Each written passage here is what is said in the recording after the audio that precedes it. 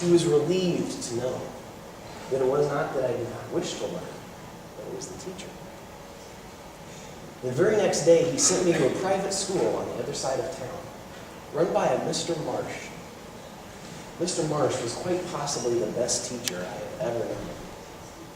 He taught me my Latin and my grammar, my arithmetic, advanced reading.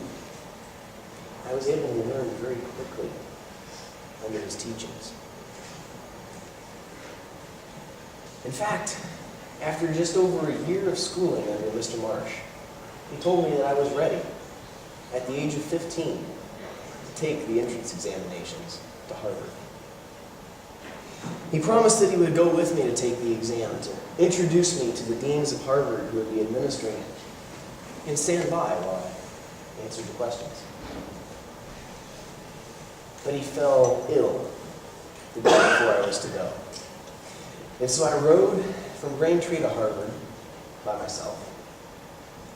I stood before the deans by myself. And I took the exam by myself. It was a very, very difficult translation of Latin. But surprisingly enough, they allowed me to use a dictionary. With the dictionary, it became easy. I was quickly able to translate the page. I could answer their questions.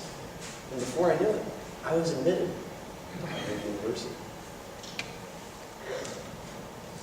The next 4 years, I think, were the best years of my life. Every day I would get up in the morning and I would have time to read and to study my Bible and go to chapel. And then there would be classes, of course, and wonderful teachers full of Latin and law and philosophy.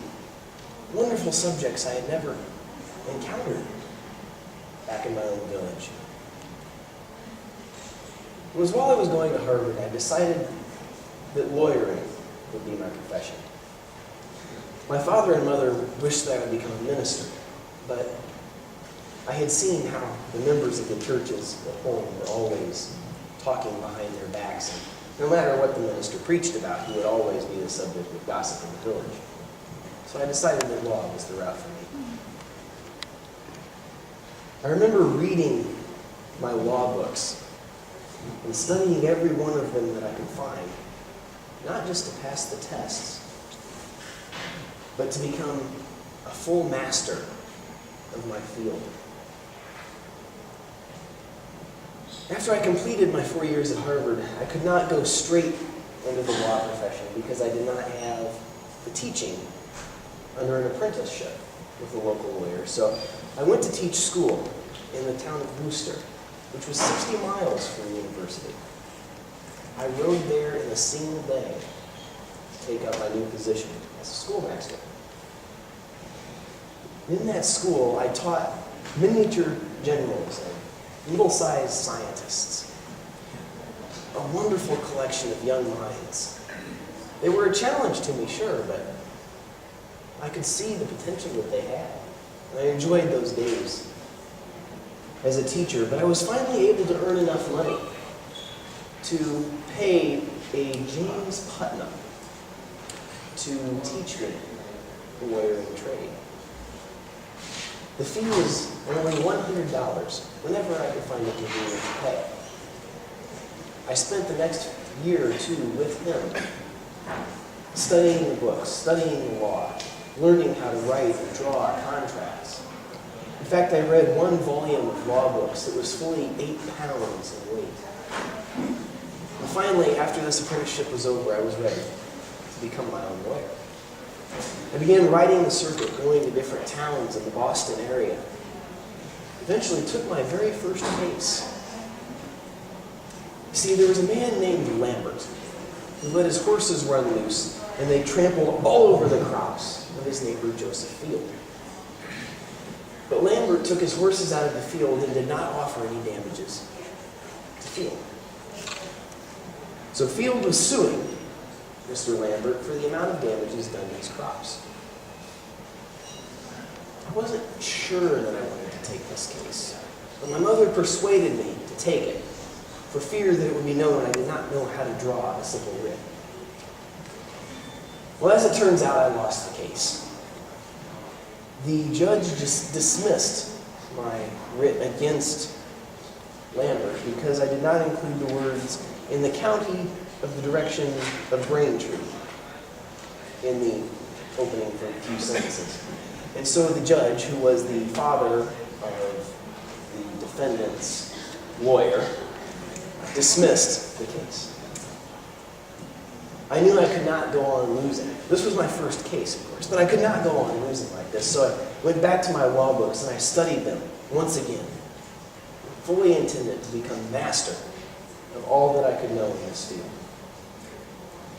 Little did I know that the toughest test for any lawyer in the colonies would soon be mine to take.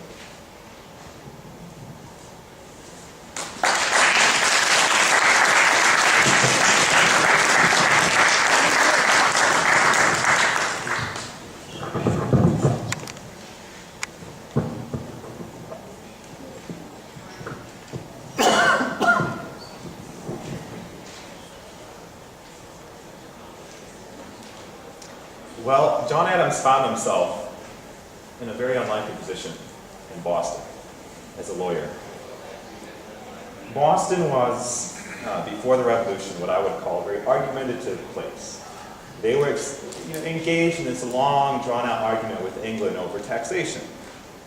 England's position was, we came, we fought in the French-Indian War for you and defended you. We want to be paid because we're running out of money. So Britain was essentially saying, no protection without taxation. And Bostonians were saying, well, look at your Constitution, the English Constitution. It's no taxation without representation. We're not represented in Parliament, so you can't tax us. The only tax that we can have are from people that are elected here in the colonies, who represent our people. So Britain wasn't going to accept that because they wanted their money, and the people in England were already being heavily taxed. So they passed something called the Stamp Act, which today we would think of as a sales tax, basically. The way it worked is it was a royal stamp that had to be put on certain documents, such as legal contracts, liquor licenses, financial documents, college diplomas. But then the list starts to get ridiculous. You'd have to have this royal stamp on playing cards, on newspapers even. There's dozens of documents on top of that would have to have the stamp. And the people of Boston just resented it. And of course, John Adams was a big patriot. He was involved not only in the legal arguments, but in the, I'll say, rabble-rousing of the people, of the political organization of underground, of what were called radicals in Boston, who actually, along with the Loyalists, were still pledging allegiance to the crown.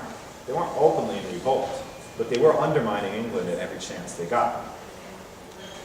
Eventually, the Stamp Act was revoked.